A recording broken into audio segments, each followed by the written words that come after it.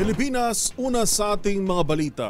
Sinibak sa pwesto ang General Manager ng Metro Rail Transit o MRT3 na si Oscar Bongon matapos ang viral escalator incident sa Taft Avenue Station. Isa sa mga ipinuntong dahilan ni Transportation Secretary Vince Dizon ay ang makupad na kilos ng pamunuan sa pagsasaayos ng escalator na inabot pa ng halos 4 na araw. Una sa balitang yan, si Kyle Bulyas. Papalitan na ang General Manager ng Metro Rail Transit Line 3 na si Oscar Bongon kasunod na nangyaring aksidente sa Taft Avenue Station.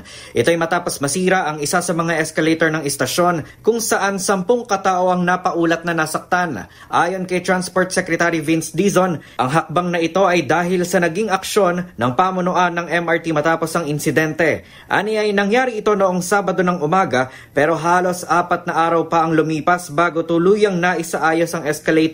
Sabi ni Dizon, hindi ito katanggap-tanggap lalo't malaki ang epekto nito sa mga mananakay na umaasa lamang sa train system para sa mas mabilis at maayos na biyahe.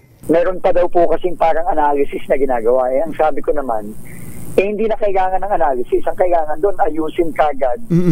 Ora-orada. Kasi ang hirap katunying paano yung mga kababayan natin na may kapansanan paano sila aakyat na pagkababa nila ng MRT o paano sila bababa kung sasakay sila ng MRT.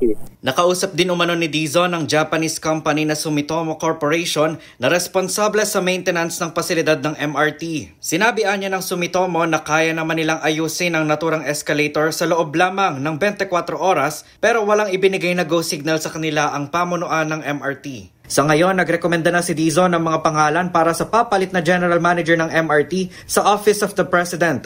Sa kabila nito, sinabi ni Dizon na kinausap na niya si Bongon para sabihing manatili ito sa operasyon ng MRT pero kailangan naman magkaroon ng pagbabago sa pamamalakad ng pamahalaan sa mga frontline services tulad ng public transportation.